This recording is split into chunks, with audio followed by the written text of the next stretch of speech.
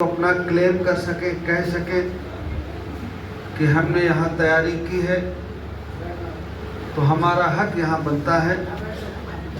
और जिससे कहें वो उस बात को माने, गौर करें। हम लोग भी इस बात को रोज सोचते रहते हैं। हम लोग बैठते हैं, आप सब लोगों से चर्चा भी होती है, कुछ साथियों से बातें मुलाकात करके होती है, फोन पे होती है, लेकिन क्या रीजन है, जितनी तैयारी हमें करने की जरूरत है उतनी तैयारी हम कर नहीं पाते। बाबू जगदेव प्रसाद के शहादत दिवस के मौके पर 5 सितंबर को आप सब लोग बड़े पैमाने पर लखनऊ में इकट्ठा हुए। उसकी बहुत चर्चा प्रदेश और प्रदेश के बाहर रही और आपके संगठन की क्षमता नजर आई, आपकी मजबूती नजर आई। लेकिन जब हम लोग कोई कार्यक्रम किसी जिले में, विधानसभा में जाते हैं करने के लिए, तो हम वो कार्यक्रम बहुत अच्छा नहीं कर पाते हैं जितना अच्छा हमें करने की जरूरत है। इसलिए ये जो छोटी छोटी कमियों पर हम ध्यान नहीं देते हैं, तो इसका नुकसान हमें बहुत भारी होता है। आप का वजूद लोग नापते हैं, आपकी मजबूती को लोग देखते हैं कि आप कितने मजबूत हैं, आपके संगठन में कितनी जान है। उसी हिसाब से आपका दबाव बनता है और क्लेम बनता है। बाबू जगदेव प्रसाद से हमें बहुत कुछ सीखने की जरूरत है। बहुत पढ़े लिखे थे वो, बहुत होशियार थे, सरकारी नौकरी भी लगी, लेकिन नतीजा उन्होंने निकाला कि अगर इस देश के गरीब और कमजोर को अपने पैरों पर खड़ा करना है, उसका हक अधिकार उसे मिल सके, उसके लिए उन्होंने राजनीति का रास्ता चुना।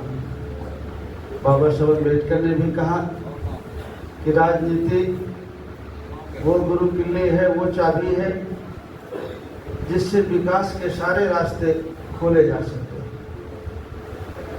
हम जानते हैं, समझते हैं, आप सब लोग अधिकांश इसमें भाषण भी ये देते हैं, जानते भी हैं, समझदार भी हैं, लेकिन हम उस पर अमल कितना करते हैं, ये बात है कि हम अमल नहीं कर पाते। हम बातें बहुत अच्छी करते हैं,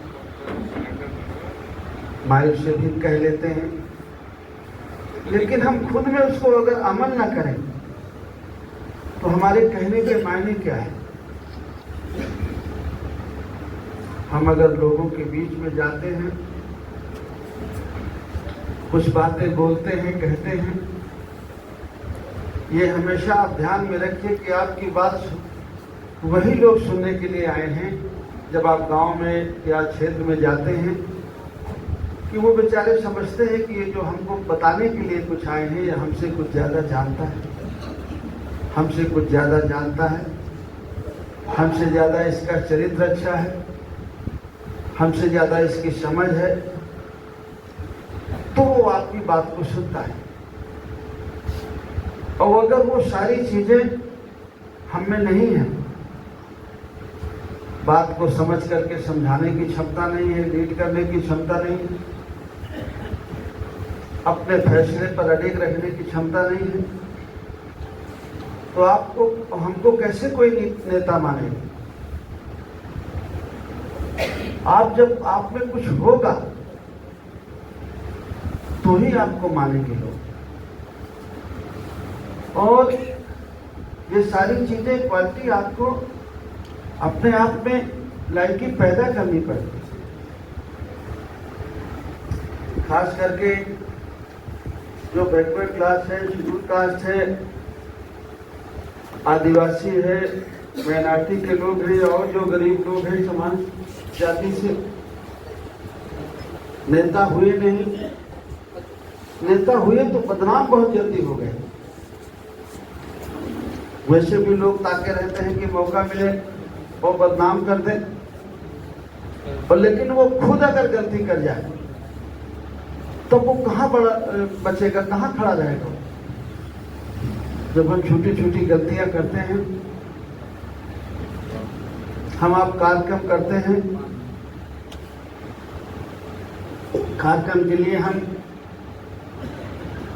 चंदा लेते हैं और चंदा लेने के बाद उस सहयोग राशि का हम जिसके लिए लिए हैं उसका यूज नहीं करते हैं, वहां लगाते नहीं।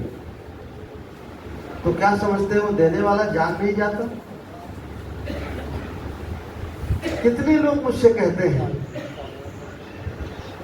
कि बाबूजी हम आज आपसे मिले, लेकिन चंदा तो हम 5 साल से दे रहे हैं आपकी पार्टी को, आपके संगठन को। हम पूछते हैं किसको दे रहे हो, तो वो ऐसे आदमी को बताते हैं कि जो बेचारा मिलता तो है हमसे, बड़ी मुश्किल में खुद भी आता है, नारे जोर जोर लगाता है,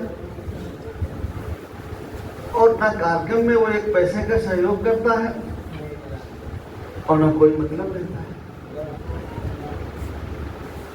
उससे आपको क्या समझेंगे लोग, क्या आंकेंगे,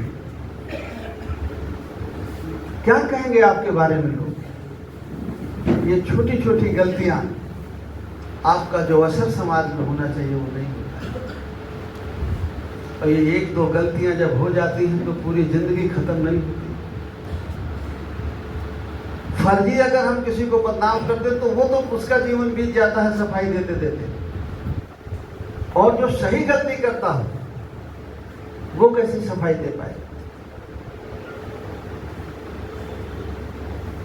इसलिए कम कहना, समझना ज्यादा।